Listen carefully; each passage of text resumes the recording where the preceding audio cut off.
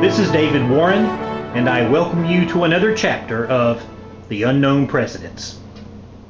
Today's president will be our 20th president, James A. Garfield, who served from March the 4th, 1881 to September the 19th, 1881, only 6 months as president.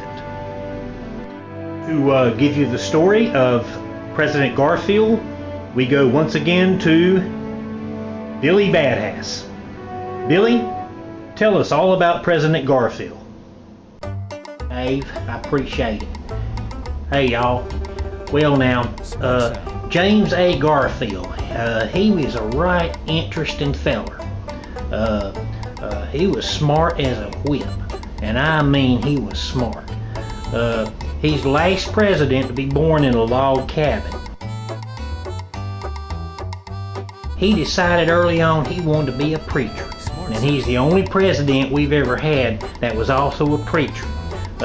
He preached in the Disciples of Christ. That was his church, and he was a hellfire damnation preacher. And then he decided as he got older that he wanted to be a teacher. So that boy went to college up in Massachusetts somewhere, I think, and he got his degree, and then he started teaching there, and then he moved on to Ohio and he started teaching there, and that's where he met his future wife. Yeah, now when James Garfield was just a young sprout, when he was 22 years old in 1853, he taught Greek at Hiram College. Now that's Garfield on the very extreme right there in the front. And he kind of took a shine to one of his students, the one that's right there next to him, that pretty young girl right there next to him. Her name was Lucretia Rudolph, and she went by Creek for short. And he was sweet on her, and she was sweet back on him. And she wanted to get married, but he just wouldn't have nothing of matrimony, at least not at the time. But eventually she would become his wife. He and Creek, they finally got married in 1858. He continued to teach, but then the war came. Well, when the Civil War came in 1861, Garfield, like a lot of boys, he went and joined up with the boys in blue, and he rose up and became a major general. He was probably the youngest major general that the Union had, and he fought bravely. And it was while he was still fighting in the war that he got himself elected to Congress. And he stayed in Congress for the next 17 years. He never lost an election. He continued to serve in Congress after the war was over with. Here's Garfield with one of his children, Molly, when he was in Congress. I tell you what, that boy was so smart. You know that he could actually write Latin with one hand and write Greek with the other at the same time. Now, you tell me that's not a smart, whiz-bang individual. Yes, sir. Yes, sir. Garfield was a bright boy, he was. Garfield, he continued on in politics, and he got involved in the presidential election of 1880.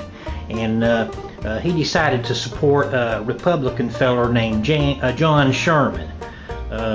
Well, when he got up to talk some good stuff about John Sherman at the convention, Garfield, he did a good job talking, but he did too good a job. The people started liking him instead of John Sherman, and on about the 34th ballot, I believe, they decided to pick James Garfield as their candidate for president.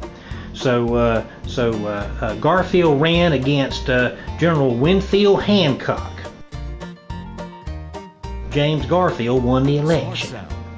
Well, No one had expected that. He was kind of a dark horse, came up from behind, but now he was the 20th president of the United States. This was back in the days when anybody could come in and visit the president, just walk off the street, and the president would personally interview people who wanted jobs. Well, now, Smart sound.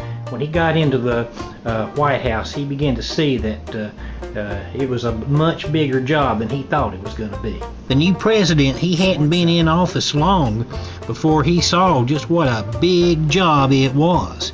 And it wasn't long after he was inaugurated, he said, "My God, what is there about this place that a man would ever want to get into it?" One feller that wanted a job was this kind of a whack job individual, a feller named Charles J. Guiteau. Guiteau had worked to help get Garfield elected, so he went and he interviewed with the president and said he wanted the job of it as the consul to Paris. He thought that that would be a good job for him. Well, Garfield said thank you very much, and don't call us, we'll call you. Well, Guiteau just kept bothering all the people at the White House, wanting to know when his position was going to come through, and he kept going and talking to Secretary of State James Blaine. He kept talking to James Blaine about it, wanting to know when could he start his job. Well, finally, Blaine just lost his temper with him and just said, "Don't ever talk to me about the consulship of Paris again." Well, that just flipped something bad in that boy's head. And Guiteau figured, well, the only thing I can do is just to shoot the president. Guiteau went out and got himself a snub-nosed bulldog revolver to do the job, because he figured after the assassination this would look good in the museum. He stalked the president a couple of times. One time he thought he might get a good shot at him while he was sitting in church, but he was afraid he might hit somebody else, so he decided not to do that. And another time he caught Garfield out walking arm in arm with his wife, and he just about decided to shoot him then, but then said nah, she hung on to him so tenderly that he just didn't have the heart to do it. So finally he decided to follow Garfield on a hot July day, on July 2nd, 1881.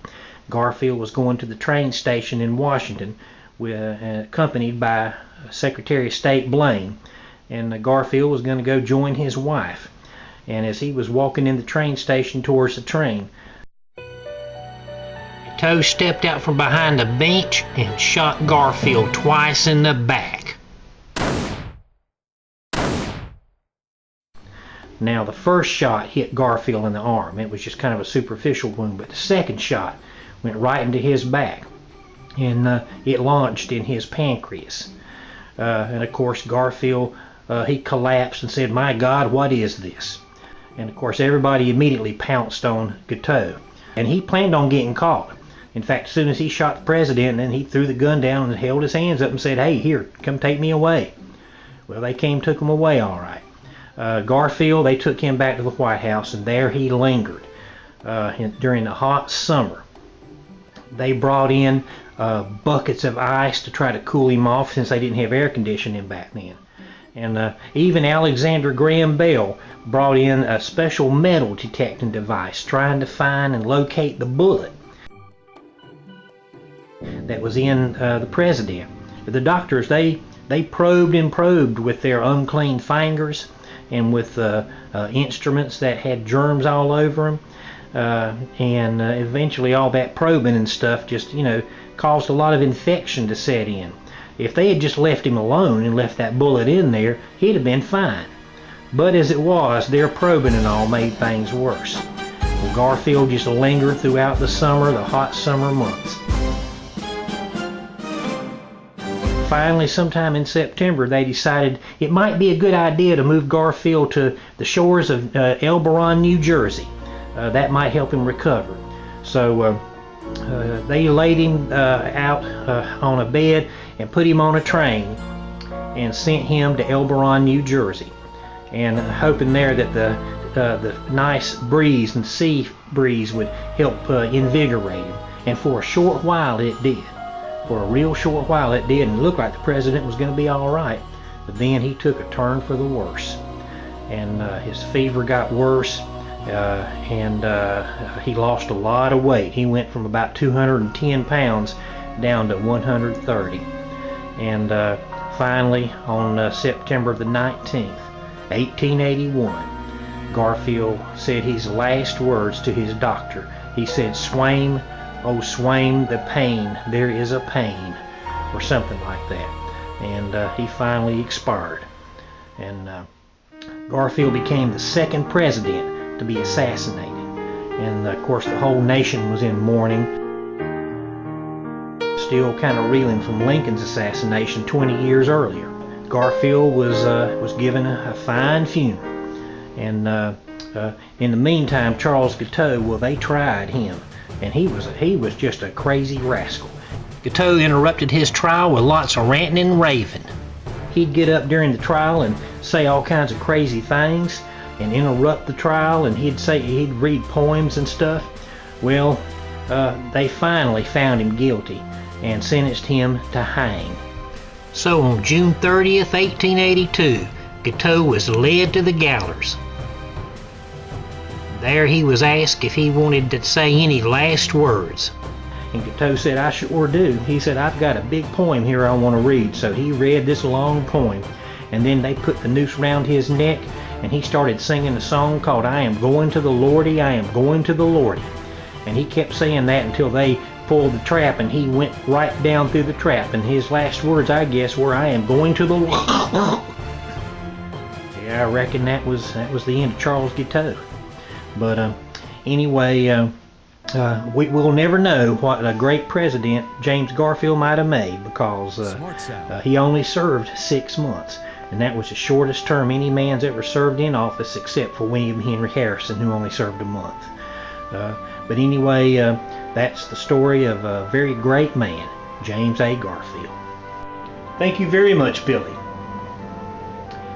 And just one more thing that Billy did not mention was that Mrs. Garfield survived for another 36 years and died at a ripe old age on March the 14th, 1918. So there you have it, the story of President James A. Garfield, the second president to be assassinated. That's all for today, my friends. We will be back again later in the week with another unknown president. Until then, this is David Warren. Back to you, Wolf.